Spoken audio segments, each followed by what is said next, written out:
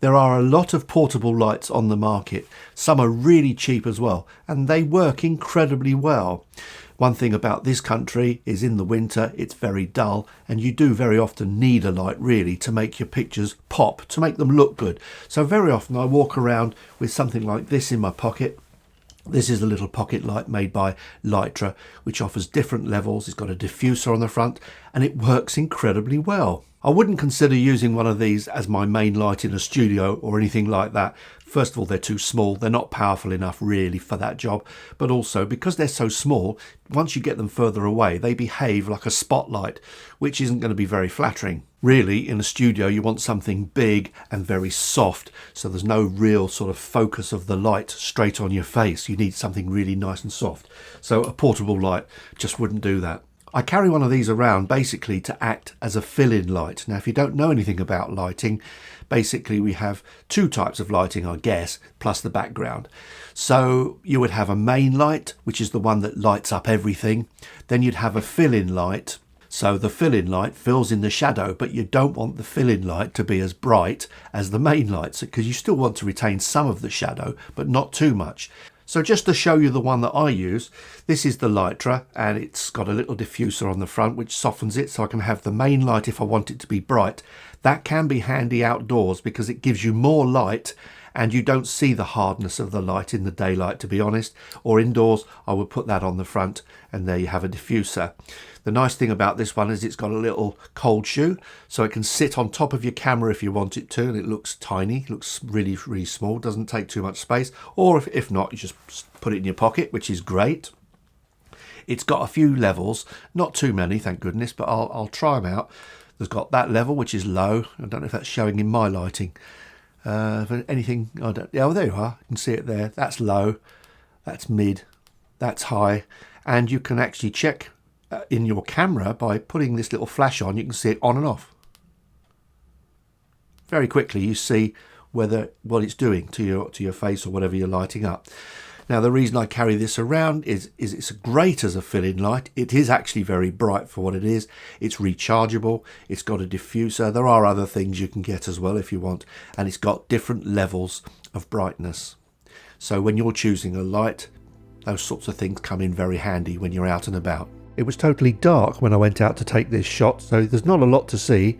So I got the little Lytra out and held it above the table, and this is at the lowest setting. Still not enough light. So I turned it up and a bit more light. Now we can start to see things, and yet a bit more light, and now we can actually film in there. You can see the background is still very dark, but we've now got something we can use. I can actually make it even brighter by taking off the diffuser, and there we go. At the bottom of my garden there's a garage, and I can't see it at all in the dark. Now if I get the Lytra out, it's on top of my camera, and just by turning it to its lowest setting I get that.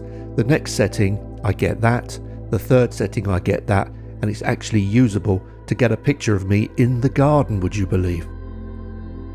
And here I am being lit by the Lytra. Sony cameras are pretty good in low light situations, and here I'm just using the ambient lighting in the house.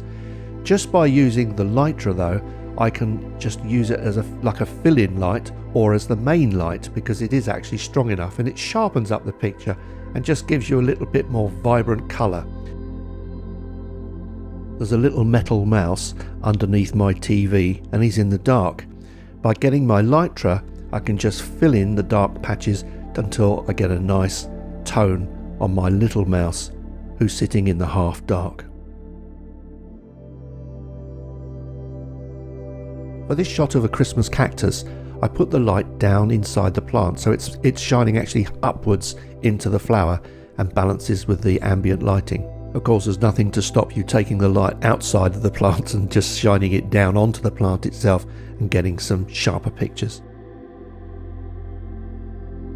This shot was taken in daylight, and in order to get the interior, which is a mess, I need to tidy it up, I had to slightly overexpose the external parts. Put a light on though, and what happens is you can bring the exposure down and show the insides nice and bright still, but the outside isn't quite so overexposed. This is an antique candelabra, it's really dirty and being lit through the window in my dirty old garage, and It's not very well lit, it's backlit, so the outside is exposed nicely, but the inside is just a bit dark, so I needed to light the candlestick. So while I was filming, I just held the light above the candlestick until I got what I thought was a reasonably balanced picture, although I had to be careful of the white surface below there because that was going to blow out. Got to be careful of whites and very bright areas. They can blow out too easily when you put a light on them. So to finish, some great things about these portable lights. First of all, they're small. They just fit in your pocket, just like that. And you can walk around with a lighting system in your pocket. Some of the lights available are really quite cheap for what they do, and they work just as well. As long as you've got a light that gives a colour that balances with daylight, you're okay. For their size, they can be very bright. And last of all, of course, they help to improve the colour of your video, especially in these horrible grey days that we get here. And they also help to improve contrast ratios when you've got too much contrast going on. Even though it gets grey here, we can get grey days that are very contrasty sometimes with the way your subject looks. So these things can really work in those conditions as well, as long as you get them close enough and you watch carefully on your monitor. Hope to see you next time. Cheers for now.